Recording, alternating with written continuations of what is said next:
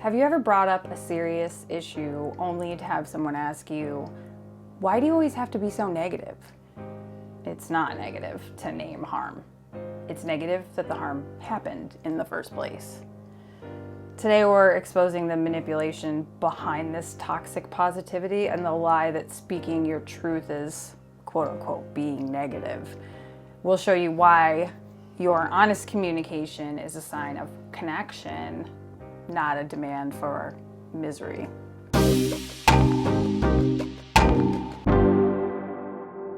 Hello, truth tellers. Welcome back to the ADHD Scapegoat Podcast. I'm Angie. I'm Jeremy. This episode involves talk of abuse, invalidation, and relational harm. If you're in a vulnerable space, take care of yourself, pause, or skip ahead as needed. So I think I get pulled into this. Yeah. When you share a difficult truth, my gut reaction is to try and fix it or find the bright side instead of just listening and having a hard conversation. Shout out to the last episode. Why can that reflex be so harmful if it's just coming from a place of love? So the lie behind being negative, you just have to pay attention to the communication.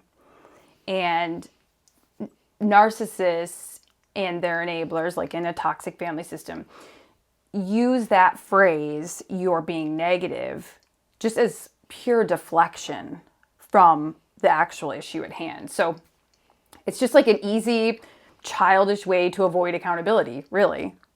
And they frame you pushing for accountability or holding someone responsible as this personal character flaw. Like what was said to me, don't expect everyone else to be miserable with you. Like, I'm miserable for bringing it up. Right. Right? Which is really projection because, right, like you talked about before, it's deflection, which you mentioned, because they're feeling shame about this situation, and then they're projecting that shame and negativity onto you, right, to shut you down. Well, and there's always this, in an abusive mindset, there's always this hope that you'll just blindly follow along. You're going to be blindly obedient. Everything, because they're so entitled to everyone catering to them, that when you actually call them out and have this self-respect to say something, it's an immediate, and they're trying to avoid shame. It's immediate shame. So they're always trying to avoid that. That's why they want you to blindly follow. Mm-hmm. And so when you're talking about the shame versus accountability in these family systems, they just live in that shame. So any critical feedback is framed as an attack on the person when that's not what you're doing. Like when you're bringing these things up, and when I've done it, I'm talking about a behavior. I'm saying I don't deserve to be treated like this, or this is what happened and it's not okay. I'm really upset this thing happened. But they take it as a personal attack, not like what it really is you commenting on this action, which we discussed in the episode. They call you crazy because they're taking it as a personal attack because they're going to personally attack you. So that's how they interpret it. Mm-hmm. They're not going to talk about the action or, what actually transpired, because that doesn't align with their, version of reality. So your desire to communicate this injustice and this behavior from continuing is a healthy way to call for accountability, to make sure we all have the same rights and we're all on the same page together. Right. And I can see family dynamics at play. But as a listener, how do I know if I'm genuinely being a Debbie Downer or if I just want to tell the truth? Where is the line? So it's not negative that we talk about the abuses that happened to us. It's negative that the abuses happened. So we must consistently put that responsibility and the negative label back where it belongs, on the harmful actions. And you can tell the difference between just being negative by speaking on the actions. You're talking about this behavior. You're not name calling as being negative. Creating stories out of nowhere to cause someone else harm is negative, right? You just have to step back and actually look at the situation in reality. Mm-hmm. You have to be able to sit with, this is uncomfortable because this person is hurt. But that's why it's relational. That's the only way we have relationships, is by caring. Like, no, I'm not responsible for someone else's feelings, but I do care if my actions harm them. Mm-hmm. And that should be reciprocated always. Right. And,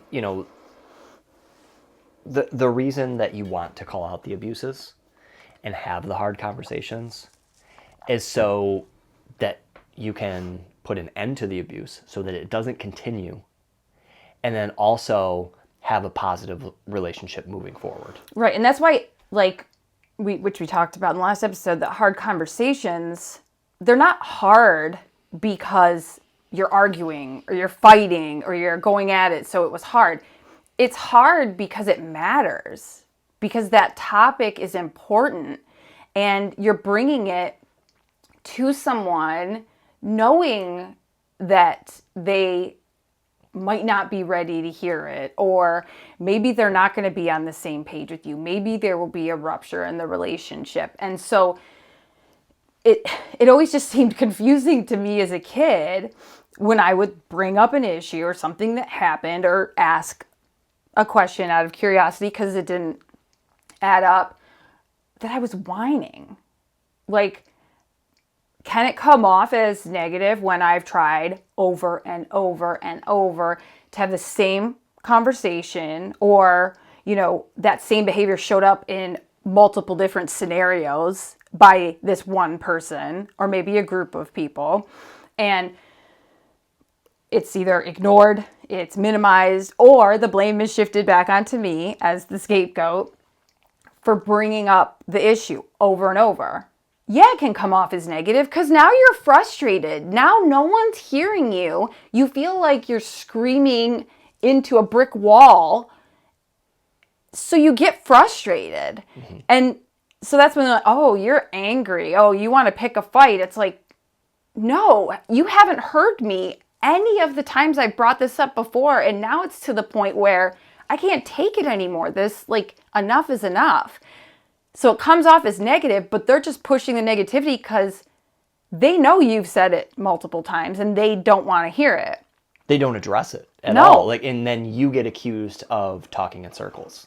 Yeah. Right? Which is funny because the two biggest abusers in your family have both told you in separate occasions that that's your MO. You talk everything in circles. And so when you have to bring things up over and over again because they won't address it, right? Because they choose to ignore it, blame deflect. Shift, deflect. You have to talk in circles, which then comes across as negative. It 100% does come across as negative when it keeps getting brought up. All you ever want to talk about, excuse me, is the abuse. All you ever want to talk about is. But what's funny is, instead of addressing that abuse and having a positive interaction, moving forward in a positive way, right? Anytime you try to have one of those hard conversations, what does it get brought back to? Well, you did a background check. Right. Which is, that's the circular, again, projection, right? Right. And when you say, okay, what was on the background check? No response. So It's just or when you ask them a question, refusing to answer it and just jumping to something else you did, or bringing it up. So you have to keep bringing it back. No, just answer the question and then we can move on to these other things. You're refusing to answer the question. That's why it goes in circles, is because they're trying to put together, you called them out on this lie, you called them out on this behavior. They need to make this work for them because you can't have the upper hand. They're in charge. Everyone caters, everything in their life is revolving around them. Mm-hmm. If you're not doing that, you're the problem. Right. For them. And they just wear you down. That's why it becomes circular. Right. They have to bring it up over and over again, assuming that eventually they're just going to wear you out. Or they're gonna say something enough to hit a pain point, something that matters to you, to get you to be emotional so they can point at you for being too sensitive and being a whiner. Right. So be aware of those tactics. Use your resources. Take breaks. You don't have to stay on the phone with someone who's screaming at you or belittling you. Right. You have the power to say, you know what, I'm done with this conversation. Can I have a drink of your water, please? Always. Yeah, but that's where, like, when your frustration's coming out, because you keep having these circular conversations, and it will appear as if you're negative, but where's the other person saying, like, hold up, what's going on here? Like, you seem really upset. What do you need? Like, something's really upsetting you for you to be at this frustration. Like, I want to get to the bottom of, like, what's going on behind this frustration. And a lot of times, if you just ask a couple open-ended questions with genuine curiosity about their answers, you'll get to why that is happening. Right. But if you keep minimizing and keep brushing it off, and then you finally ask a question, they might not feel comfortable or safe enough to tell you that real reason. Right. Because you've already shut them down, you've already minimized them, you've already called them names, you're already blaming them. So how safe is it to, like, fully reveal, because you finally ask one question after however long. Right. So they're deflecting the weight of their actions or inaction. You know, sometimes it's the silent treatment and, you know, the real harm of pretending nothing's wrong. But they're deflecting all of the things that they've done and saying, it's your emotions, you're being negative. Or dramatic, or a whiner. Right. So the way to kind of, like, look at it again, because I think some of us just, they're just being positive. I think we can, you know, just lightly look at it that way. But you actually have to look at what is the real difference between optimism, like actual optimism, and toxic positivity. So actual optimism, like when you're an actually positive person, that doesn't mean that you never have sad or negative feelings or thoughts or experiences, right? It just means in general, you get up every day, you're trying to make the best, you're trying to learn and grow, just, you know, keep evolving and doing better. And so when you have optimism, especially in these hard circumstances, you can acknowledge the pain in the moment, but you're looking for actions you can take to give you hope for the future, right? So you're acknowledging the pain that the person is bringing to you. And, okay, this is hard. Can we try X? Can we try Y? Can we try Z? What do you think? Will any of these make it better or worse? or how are you feeling? Like, that's someone who's like, I'm teaming up with you. I'm acknowledging that you're in pain. How can I help? How can I be a support? Right. What do you need to get through this? That's optimism. Yeah. That's positive. Yeah. That's a positive support person. It doesn't have to be just there's one person who's right and one person who's wrong, and the person who's wrong, it's their responsibility to heal and then come back to the person who's right and say, okay, I've healed, let's move forward. Right. Here's the plan. It can be cooperative. Well, it should be. It just needs to be like, what does support look like for you? Mm-hmm. Like, I see you're in pain. What can we do? What can I do to best support you in this moment? And it could just be that acknowledgement. Absolutely. It could just be like, hey, I see you're struggling. I'll give you a little more grace, or let me know. I can do this. I could do this, or I could do this. Yeah. And a lot of times, if you just say that, they just know that you're there and this huge weight is lifted. Yeah. Sometimes they'll say, oh, no, X does not work at all. That will drive me nuts. Thank you for offering, but no, that's the exact opposite of what I need. Now that person knows in the future, hey, if this comes up again, I know that that's not something that they want. That improves your connection, right? Mm-hmm. We've had those conversations. Totally. Both ways, where you're struggling with something and I'll ask, how can I, to go back to, how can I fix it? Right. And you'll tell me, like, I just need this. And whether it's time alone, go up in our room and you do work there, or you need time in your office, or I need you to check these things off of the list or make this phone call, great, happy to do it. Same thing when I'm struggling with my anxiety sometimes. You say, hey, you seem on edge. What's going on? How can I help? Are you overwhelmed? Yeah. Okay, and let's sometimes pause. You just acknowledging that helps me, my whole body releases, and I can just say, okay, I've got support.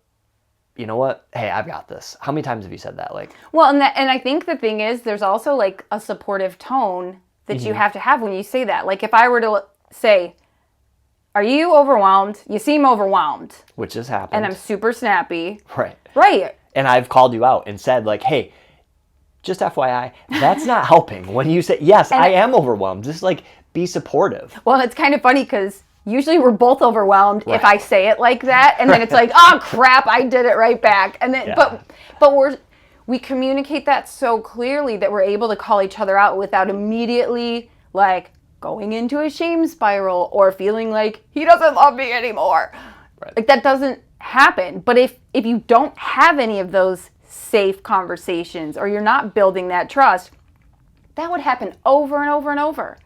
You would just feel like he doesn't love me, he doesn't care, he, like, all those things, right? Mm-hmm. So just like trust is built on you proving that you're trustworthy, like, actual connection and support, that's actual positivity. That's someone that you want to, like, just lean on. And the thing is, the funniest, like, realization, I think, is like those people that are like, what can I do? What do you need? A lot of times you just need their presence. Yeah. In the smallest way. You just need to know that they're there. You just need to be able to send a meme on Instagram, or send a quick text saying, whatever, like a one line, and they're like, I feel you, I got you. And it gives you so much strength to move forward in a healthy way, right? Mm-hmm. And not spiral. And then when it comes to toxic positivity, it's completely dismissive and invalidating. It denies reality by forcing these superficial, like, happy, I don't know, catchphrases. Like, just look on the bright side. Keep your chin up. It's not that bad. Be grateful for what you have. Mm-hmm. It could be worse. All those, right? And I think when it comes to those things, it's actually like we talk about it as like emotional bypassing. So when I think this is a lot of what I went through too when I was first starting my trauma healing journey and talking to my therapist, and I'm journaling and like I'm not writing any emotions. I'm just writing like I'm a newspaper reporter. Here's all the details. Here's the day it happened. Here's what was said. And then she's like, okay, so how did you feel? And I'm like, oh, I guess I didn't talk about that. It's because I didn't have any practice really dealing with painful emotions. Like, I was able to call it out. I was able to set boundaries. I was able to have self-respect, even though, like, I didn't know I was doing any of those things. This was just me and my justice sensitivity, always standing up for myself, standing up for other people, and, like, not being afraid of I knew that the conflict needed to happen in order for us to move forward, in order for me to either trust that person or not feel like, I don't know, it's like, do you know that feeling when, sorry, there's like this Instagram video where this guy talks about your worstie. So you have like your bestie, but then there's like this person who's like the worst to be around, right? And so you like, and it's just it's a funny little, I don't know, reel. And I just laughed at it because when you sit with these things and you put that toxic positivity spin on it, you deny it, you sweep things under a rug, what do you feel every single time you interact with that person? You don't trust them. They're the worst. You don't want to be around. You're torturing yourself. Mm-hmm.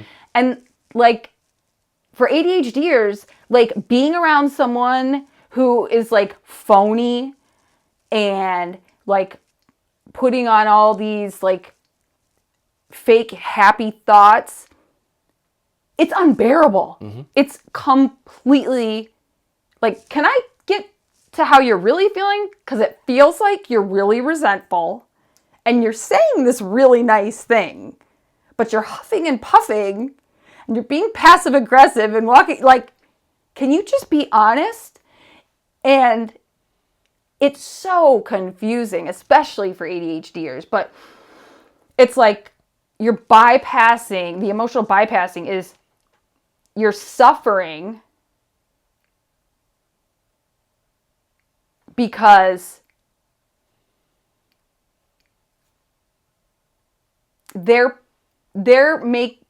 how do I say this? Maybe I need to back up. It's them causing you suffering by not reacting to your pain, dismissing your pain because they're uncomfortable. Right. So if they're even a little bit uncomfortable, you're suffering. And if you think about that, like when it's coming from your parent, they're a little bit uncomfortable while you're suffering. And they'd rather let you suffer than have them look at their discomfort and self-reflect. Right. Good job. You really worked that out. I did. It was like I just kept thinking about that worsty video, man. That was so funny. Yeah. So when, I don't know that I saw it as blame before, but when a family member says, you should just give and move on. Just sweep it under the rug. They're actually saying, your pain makes me uncomfortable. Right? Right. And but there's the forgiveness. And go ahead. Okay, so that's the blame part. So sorry. Your making me feel uncomfortable, and it's your fault for making me feel uncomfortable. Right. Right. Is that the finished thought? I don't want to interrupt again. I didn't know if you were still going. I think so. It's like, yeah. I think it's like that, but you're right. That's exactly it. So the toxic positivity is blaming you for the harm that's happening to you. Right. And it's demanding, because otherwise you're negative, demanding you to manage your emotions for their comfort. So if you're bringing the truth, which is not being negative, the truth might not be a positive truth, does not mean you're being negative. And if they're being happy and pretending everything's fine, then you're like, hello, did you hear what I just said? Right. Right? And so, yeah, the whole idea around, forgiving someone too soon or, move on, all those things is like, but for who? Right. Like, I can forgive certain things. Does it mean I will forget? No. Does it mean I will let someone back in my life? No. I can understand. I can have empathy. I can have compassion. But, yeah, there's just like these, and they make me sick now, like these sayings that it's just like I really want to, if someone says something like that, like, oh, it could be worse. Tell me more. What do you mean by that? Yeah, how? How could it be worse? How could this be worse? Yeah, tell me. What would be worse? Or, I'm sure it could be. What do you mean by that? Because what would they say? They don't have, do they have another live, laugh, love on their wall? Because I don't know what else, what's that about? Like when it's true optimism, there's room for hope in the relationship to move forward. When it's toxic positivity, you're turning this into this blame game, this back and forth where no progress can be made because they're not hearing you. Right. And you're not able to explain it in a way when someone's just shutting down the truth. Yeah, it has to be a two-way street. The person, the abuser in this scenario has to be willing to be open to a conversation, which is that's the main hurdle, right? That's the hardest part, is because it requires acknowledgement, which means they have to block that shame that they're feeling when this truth is brought up, when this hard conversation is brought up. They have to say, you know what? I'm going to push through that shame. I'm going to acknowledge how you're feeling, and then have that hard conversation of, this is why I did this thing or said this thing and what I was feeling in that moment. Right. And, I didn't do it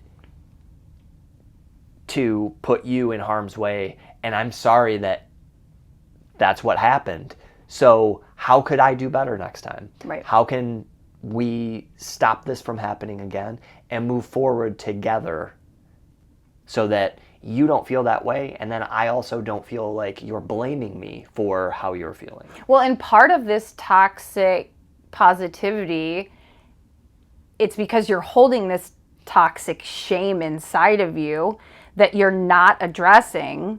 And it builds. And so a lot of times the toxic positivity is just, it's completely subconscious. They don't even realize they're doing it. It's just such a habit because that's all they've ever done because they refuse to self-reflect. So yes, there's malicious intent behind toxic positivity because the second, especially with my mom, the second I would say something that's even slightly negative or I would start to cry or something, I could see her shut down. She could not deal with any of my emotions, and refusing to go there, she just has to like push through somehow. And I don't think she's maliciously doing it. I think she's refusing to reflect on the things that I'm saying. On like, you know, a lot of times, especially with like our parents' generation, they had all these other rules, right, from their parents. So even if they felt the same things about the way their parents treated them, they could never say that, because then they're a bad, you know, son or daughter, whatever. And so they just held it in. They never actually looked and called out, even if their parents have passed, called out the behavior for what it was and the way it harmed them and the way it affected them, the way it's still affecting them, right? Mm-hmm. So they have this resentment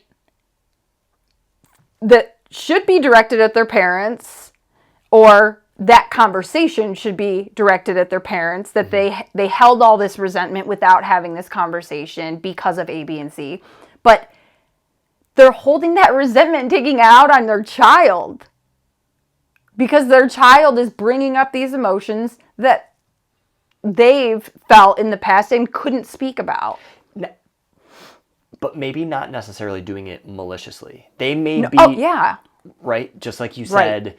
There's the subconscious suppression or subconscious like toxic positivity.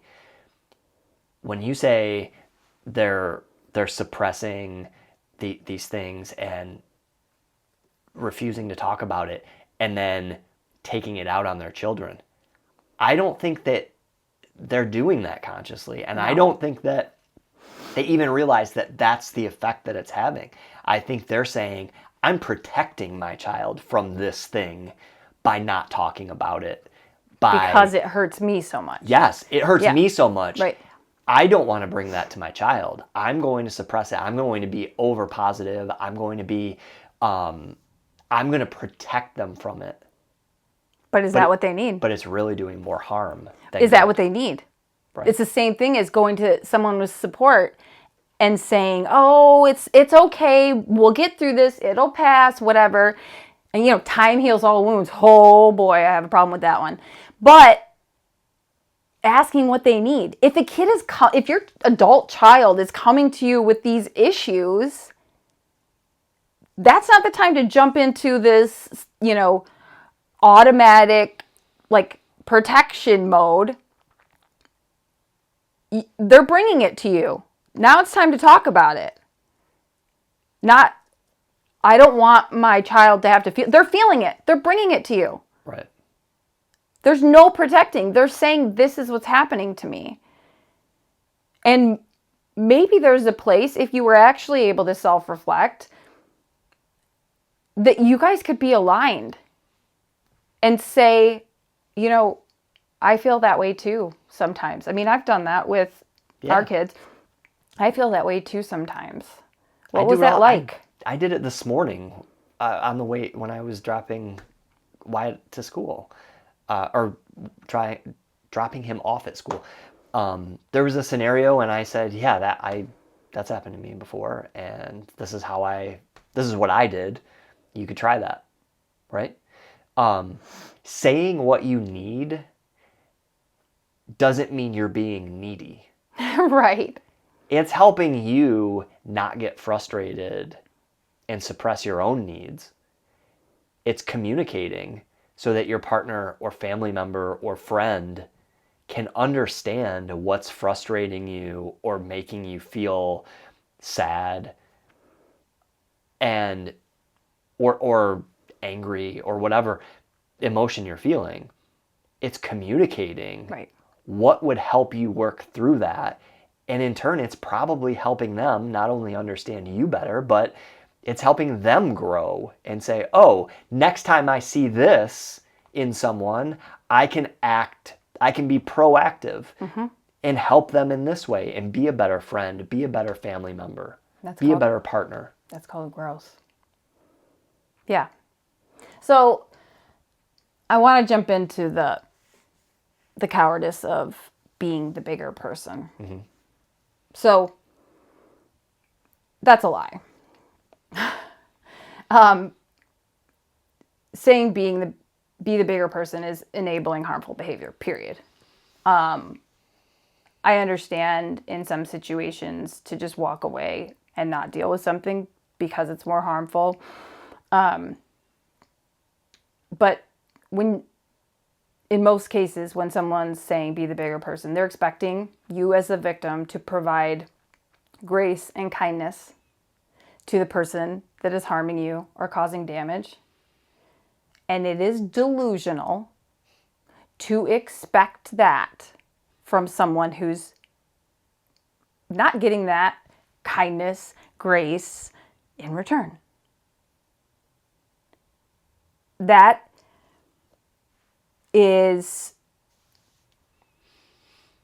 forcing a trauma victim to have a fawn response, which is a trauma response. There's fight, flight, freeze, and fawning. Fawning makes the victim go into this state of completely losing themselves and prioritizing the abuser's comfort or their image or their reputation over their own safety and rightful justice. So it's a survival response in order to keep yourself safe. So you completely lose who you are in order to serve their comfort, because that will bring you less harm from them. Yeah.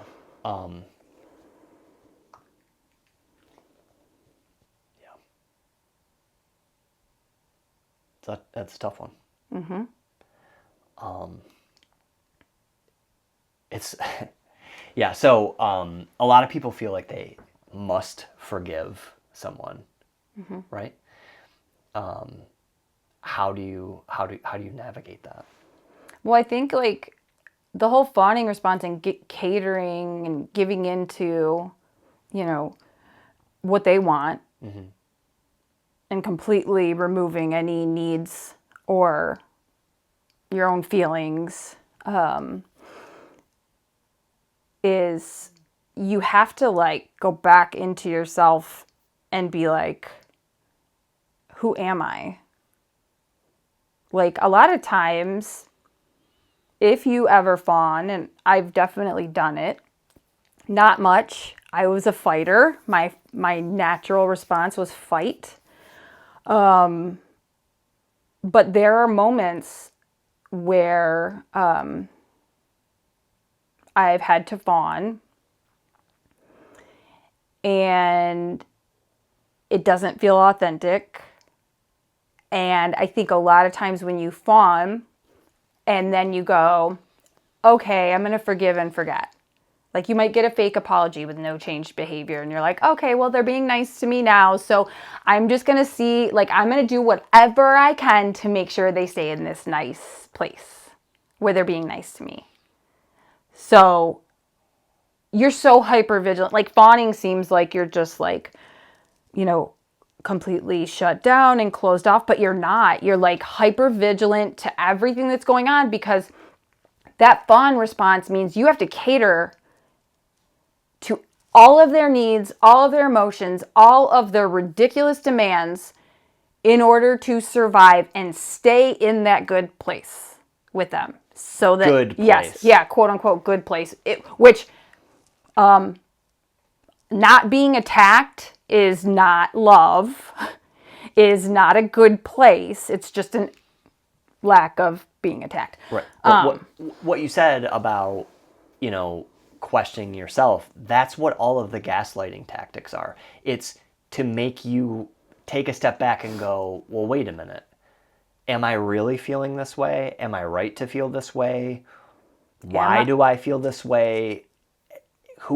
Am I being selfish? Right. It really... Well, I guess I do want a connection with my sister. So maybe I am being selfish because I want that. Right.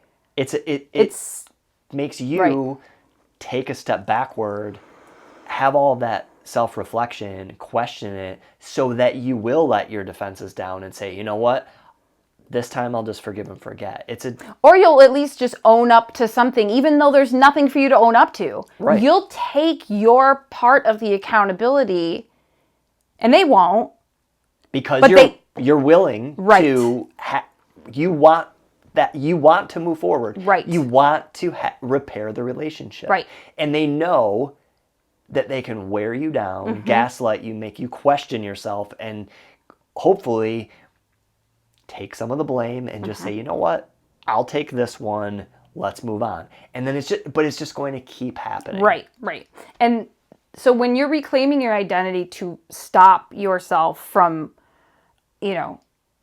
following the idea of being the bigger person and fawning, you have to look at, I always said this to myself, I am not a negative person. I don't love drama. I am simply trying to communicate when there's an issue, when there's harm being done. I'm trying to communicate, like healthy communication and boundary setting. I didn't really know what they were. I just felt it in my bones that like, we need to talk about this or it's not going to get better. I wasn't going to have these conversations to punish anyone, and I'm still not.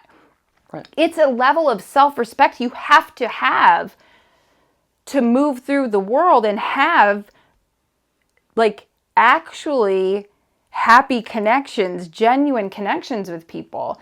And if someone else is constantly looking at your attempts at communication as an attack to punish them, and you're really just sharing a loving effort to stay in this genuine connection, then they can't see that. They can't tell the difference because they don't do it. That's why when I said they're going to attack you as a person, so when you come to them with their behavior, they think you're attacking them as a person.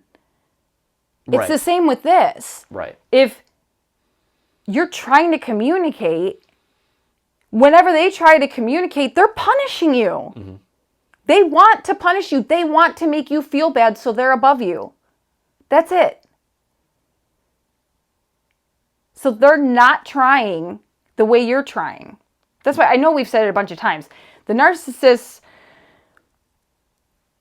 rules of life, their own playbook is completely different. You have to like take yourself out of the way you treat people, the way, life works for you, because they don't live by those rules. They don't play by them. They have their own. You have to take your genuine personhood out of the equation when it comes to dealing with these people. Yeah. So let's wrap it up. If you take one thing from this episode, let it be this. The truth is not negative. It is the bedrock of your healing. The people who call it negative are the people who are afraid of the reality that you are holding and sharing. That's right. Find the people who will sit in the discomfort with you. Yes. Those are the people offering real support, not toxic positivity. Right. So if you're being told that you're negative for speaking the truth, you're not alone. If this topic resonated with you, share it with someone you love, like, subscribe, leave a review, and come back next week. Until then, stay curious, stay clear, and keep telling your truth.